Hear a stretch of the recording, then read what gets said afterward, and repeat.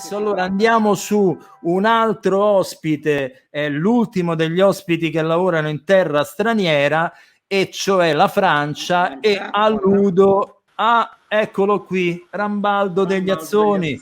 Ciao Rambaldo. Ciao ciao ciao.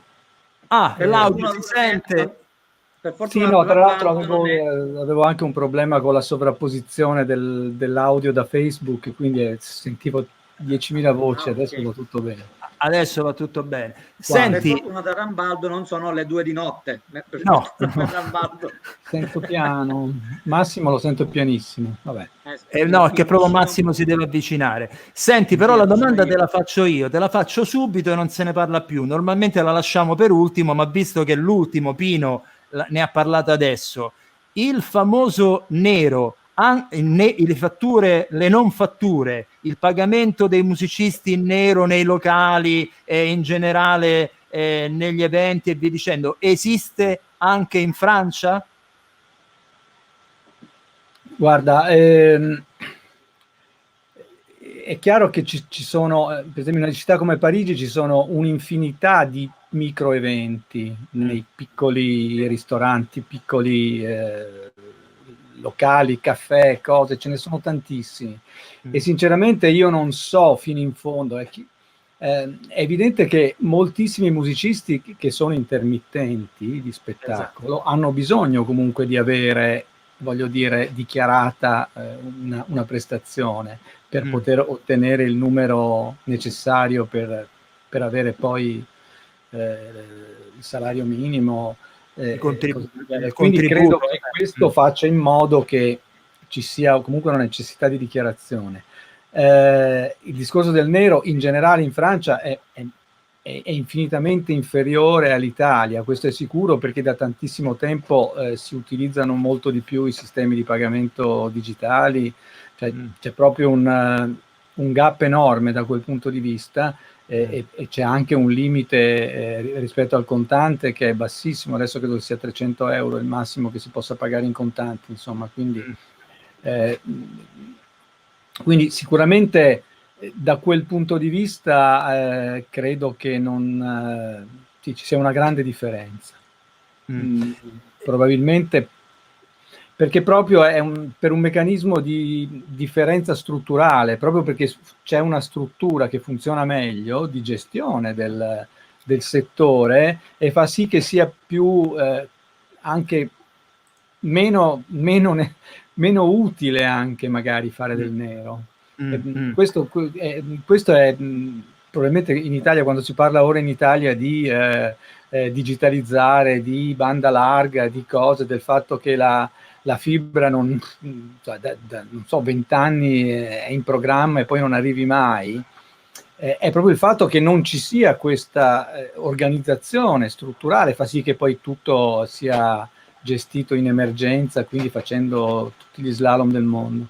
Quindi dal punto di vista strutturale, organizzativo, la Francia è anni luce avanti rispetto all'Italia. Penso anche alla SACEM rispetto alla SIAE, che anche magari ha fatto un po' di passi avanti li ha fatti la SIAE negli ultimi anni rispetto mi ricordo il suo primo impatto con il digitale fu drammatico, perché non ci capivano proprio nulla, cioè, quindi non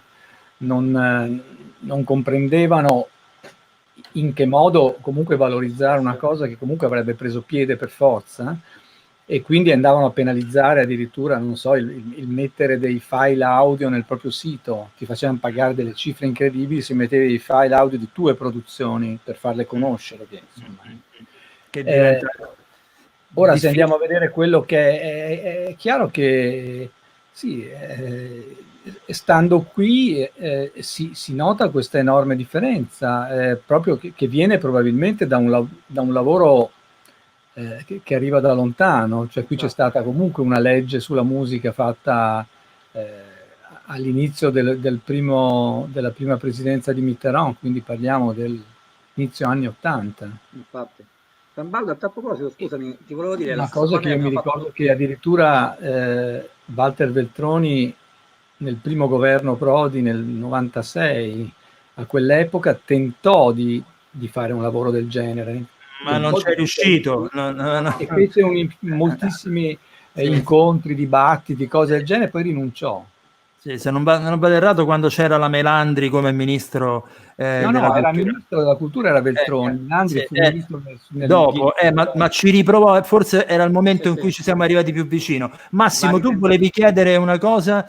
Volevo chiedere a Rambaldo, domanda che abbiamo fatto a tutti quanti gli ospiti fino adesso, la situazione del lockdown, cosa ha causato all'ambiente musicale, allo spettacolo in Francia, da te?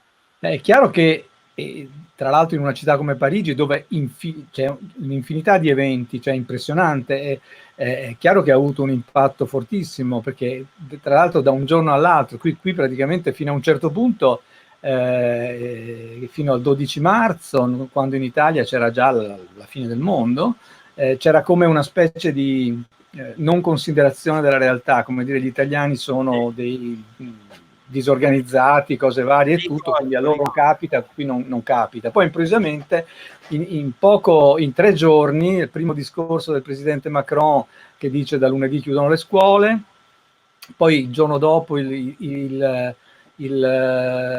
il sabato addirittura i ristoranti e cose gli hanno dato un preavviso di 4 ore, credo, proprio assolutamente da panico. E poi hanno fatto le elezioni comunali comunque la domenica, che sicuramente ha creato problemi non da poco, e poi hanno cominciato il lockdown, il confinement il martedì successivo, che è finito poi l'11 maggio. Diciamo che l'11 maggio ha cominciato a diminuire. È chiaro che l'impatto è fortissimo, però sempre secondo me per il fatto che c'è una organizzazione che è completamente diversa in questo campo, proprio nel campo dello spettacolo, c'è una struttura enorme che in Italia non esiste. Ci sono ma solo a Parigi o tutta la Francia? Cioè, si respira questo tipo di attenzione allo spettacolo? Ma io non la chiamerei neanche attenzione poi alla fine di tutto, è proprio un meccanismo per cui, voglio dire, cioè, diventa un interesse collettivo, insomma, è proprio è la struttura che funziona, ci sono gli strumenti per far funzionare le cose. Cioè, voglio dire, i famosi, per esempio, la SACEM ha messo in campo un sacco di aiuti per autori, compositori, editori. Sia aiuti a fondo perduto che con soldi dello Stato e anche con soldi del proprio bilancio, e poi anche per esempio anticipi sulle future rendicontazioni di diritti, quindi un acconto che viene dato chiaramente da restituire poi in seguito, però a tasso zero, e ci sono moltissimi, ma proprio perché esiste già una struttura. Cioè, io la differenza enorme che vedo è quella, perché poi da un altro canto vedo altre cose completamente diverse. Cioè, quindi c'è un sostegno effettivo, cioè tangibile, non è come da noi che... Ma però è in tutti i campi, non è solo in questo, voglio dire, anche a livello di stato sociale, di sicurezza sociale, di aiuti alla famiglia, di tutto quello che ti pare, esistono tutta una serie di dinamiche. Perché è ben organizzato, cioè qui praticamente internet la Francia ha cominciato a usarlo molto prima dell'Italia, tra l'altro prima con uno strumento che era una specie di internet che veniva dai militari, che si chiamava... sì, lo ricordo, sì. Però le persone hanno cominciato ad utilizzare uno strumento per poter richiedere una serie di informazioni, è una rete comunque, l'hanno cominciato a fare all'inizio degli anni 80, quindi voglio dire 15 anni prima.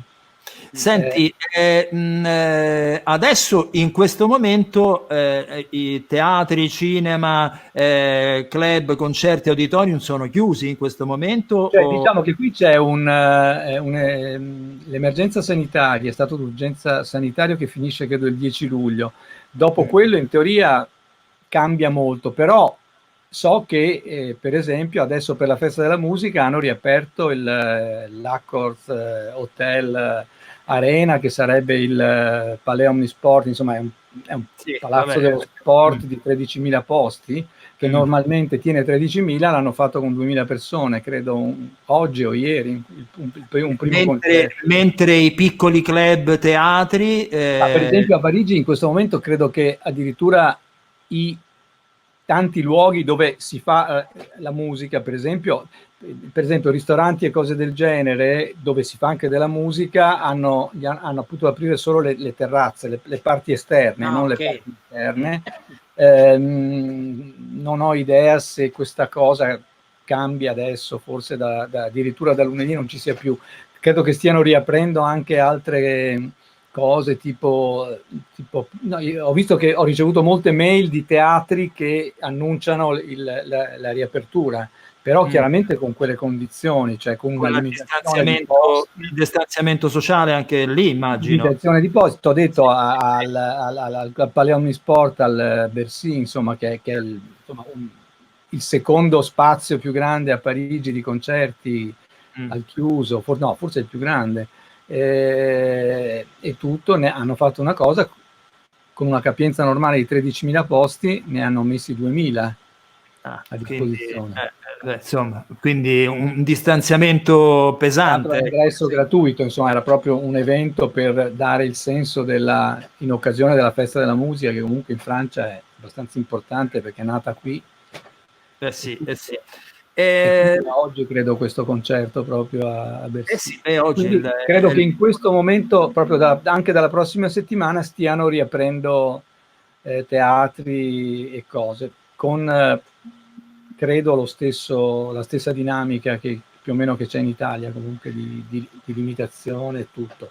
Senti, la domanda di chiusura che ti faccio è un po' quella che ho fatto prima a Daniele e a tutti quanti gli altri ospiti. Tu, come sai, diciamo il comparto musicale, musicisti, produttori, tutto insieme, non è mai stato compatto dal punto di vista della consapevolezza del proprio ruolo e via discorrendo.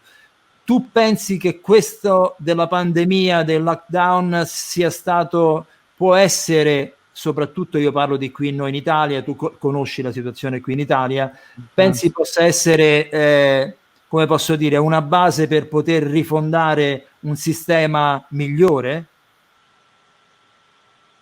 Non lo so, non ho idea. Guarda, quello che io ho sentito molto in questa occasione, in occasione della pandemia, stando qui e tutto, ho sentito una distanza abissale fra le società, e quindi anche nel campo della cultura e della musica, dell'arte, fra le società degli stati europei, cioè tra l'Italia e la Francia, proprio una distanza che una volta non c'era, in questo momento proprio fortissima, proprio in mancanza di empatia, proprio di capacità di avere anche una relazione in occasione di una grande crisi e cose del genere, quindi di essere partecipi. Io in qualche modo seguo moltissimo, abbastanza quello che succede in Francia e anche quello che succede in Italia, e ho visto, cioè, voglio dire, non è come l'Australia che sta dall'altra parte del pianeta, ma in questo caso è a due passi, e questo vale anche per altri paesi europei, cioè non c'è sintonia. No, non c'è, tra l'altro voglio dire, lo posso dire, la Francia e la Germania, che sono i due paesi diciamo più organizzati in Europa, ora che la Gran Bretagna tra l'altro è fuori, comunque sicuramente sono più organizzati anche della Gran Bretagna, la Germania e la Francia, che hanno un progetto culturale molto importante, che è una televisione che si chiama Arte, che è una televisione franco-tedesca creata da Mitterrand e da Kohl tanti anni fa, visto che si sono scannati per secoli e fino a poco tempo prima, serviva anche è una televisione che fa delle cose molto molto interessanti, produce un sacco di cose in tanti campi, nel cinema, nella musica e tutto, sia in Germania che in Francia. Però poi ti rendi conto che in realtà tra i due paesi non c'è nessuna relazione culturale.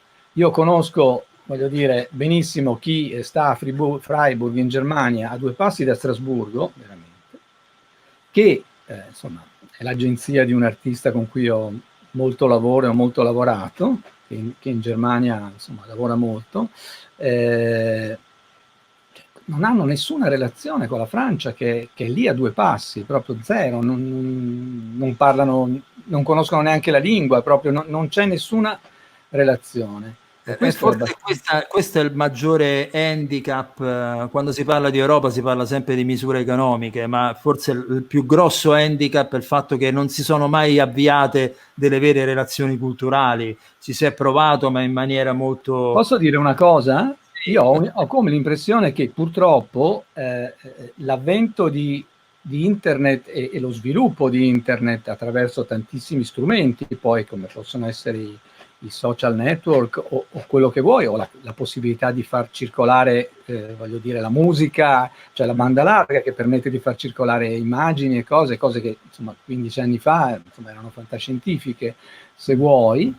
Paradossalmente, secondo me, ha diminuito le relazioni. Cioè, io mi ricordo che tra l'Italia e la Francia c'erano relazioni incredibili. Incredibili. Negli anni 60, 70, 80, anche 90, di artisti in Italia, tantissimi francofoni, anche italo-francesi o quello che vuoi, o di tantissimo genere, e anche in qualche modo dall'altra parte, anche se un po' meno, perché insomma qui c'è sempre, insomma, voglio dire, nei confronti dell'Italia c'è un senso di superiorità che viene da lontano e che fa fatica ad andarsene, che crea poi alla fine, limita delle opportunità, purtroppo. Questo è un problema proprio di formazione culturale.